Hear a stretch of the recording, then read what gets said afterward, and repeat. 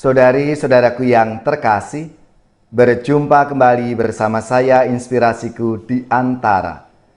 Renungan Harian Senin 25 Agustus, Pekan Biasa ke-21. Semoga kita bersama keluarga dan komunitas kita selalu dalam keadaan baik, tetap sehat dan bersemangat. Marilah kita mengawali renungan kita dengan tanda kemenangan Kristus. Dalam nama Bapa dan Putra dan Roh Kudus. Amin. Allah Bapa yang Maha Rahim, kasih penyertaan-Mu selalu Kau limpahkan kepada kami dalam perjuangan hidup kami setiap hari. Semoga kami senantiasa bertekun membina hidup baik seturut kehendak-Mu. Dengan pengantaraan Yesus Kristus Putra-Mu Tuhan kami, yang bersama dengan Dikau dalam persatuan Roh Kudus, hidup dan berkuasa Allah sepanjang segala masa. Amin. Dalam nama Bapa dan Putra dan Roh Kudus. Amin. Inspirasi kita hari ini dari Injil Suci menurut Matius. Bab 23 ayat 13 sampai 22. Marilah kita siapkan kitab suci kita masing-masing. Kita akan membaca bersama-sama, lalu merenungkannya. Pada suatu hari, Yesus berkata kepada ahli-ahli Taurat dan orang-orang Farisi, "Celakalah kalian, hai ahli-ahli Taurat dan orang-orang Farisi, hai kalian orang-orang munafik, karena kalian menutup pintu kerajaan surga di depan orang, sebab kalian sendiri tidak masuk dan kalian merintangi mereka yang berusaha masuk. Celakalah kalian ahli-ahli Taurat dan orang-orang Farisi, hai kalian orang-orang munafik, sebab kalian menelan rumah janda-janda, sementara mengelabui indera orang dengan doa yang panjang-panjang. Sebab itu, kalian pasti akan menerima hukuman yang lebih berat. Celakalah kalian, hai ahli-ahli Taurat dan orang-orang Farisi, hai kalian orang-orang munafik, sebab kalian mengarungi lautan dan menjelajah daratan untuk mempertobatkan satu orang saja menjadi penganut agamamu. Dan sesudah ia bertobat, kalian menjadikan dia orang neraka, yang 2 kali lebih jahat daripada kalian sendiri. Celakalah kalian, hai pemimpin-pemimpin buta yang berkata, bila bersumpah demi bait suci, sumpah itu tidak sah.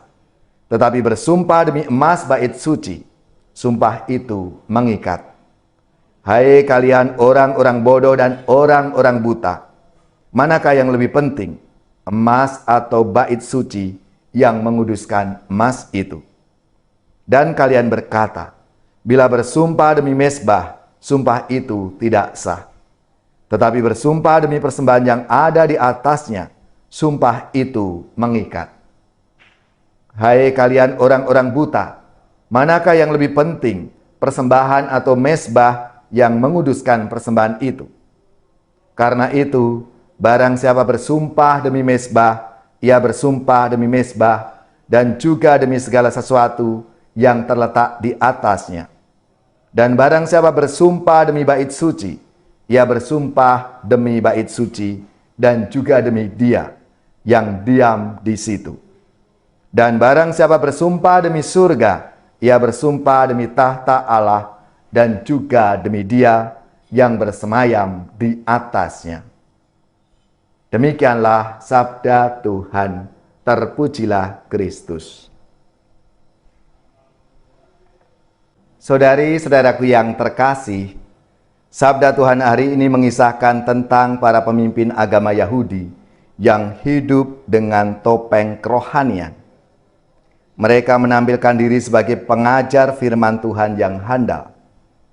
Tak segan, mereka membeberkan kesalahan orang lain demi meninggikan popularitas mereka sendiri.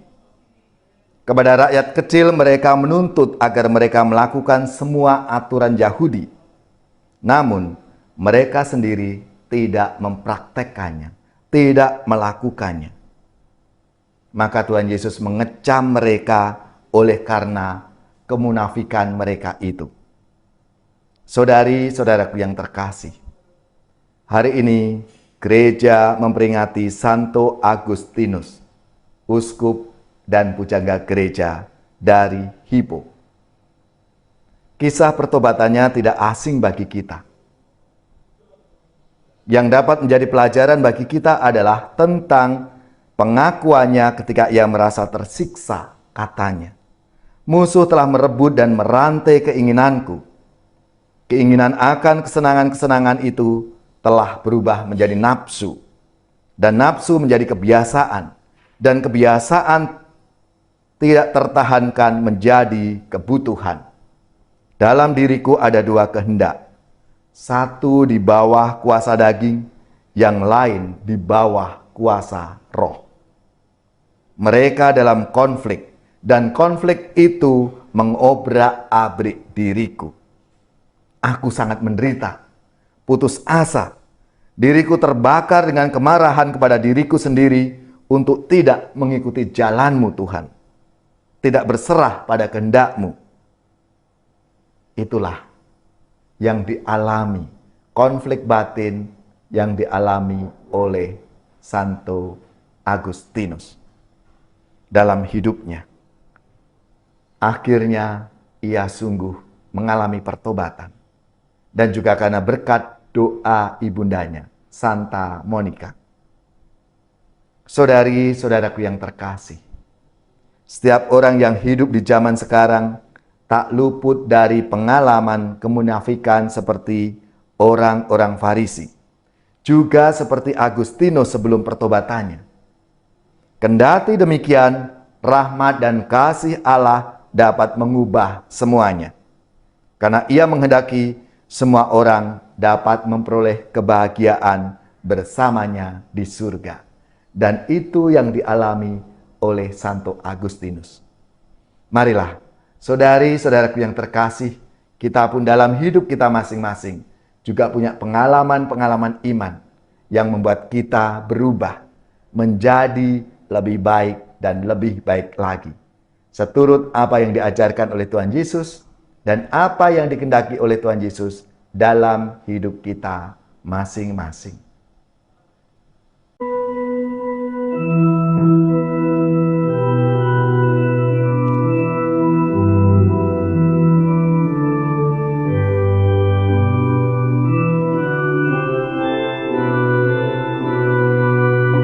Curahkan rahmat dalam hatiku, ciptakan hati dan semangat baru.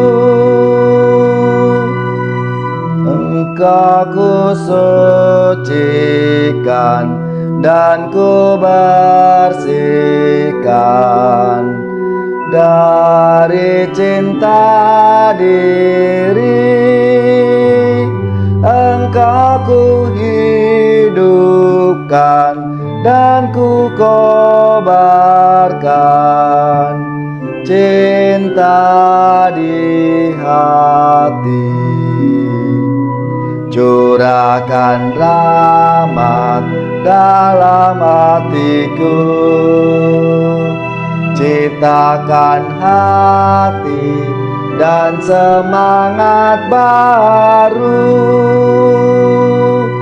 Hatimu yang kaku, keras dan beku, ku ambil darimu. Ambillah dariku semangat baru dalam karyamu. Curahkan rahmat dalam hatiku, ciptakan hati dan semangat baru.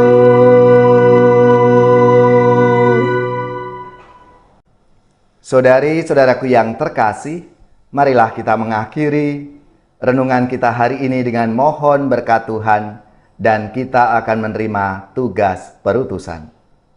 Marilah kita siapkan hati kita untuk menerima berkat Tuhan.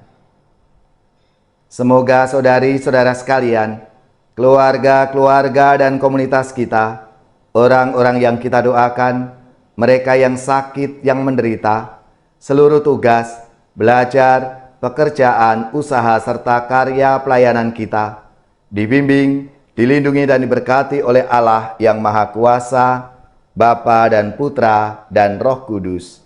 Amin.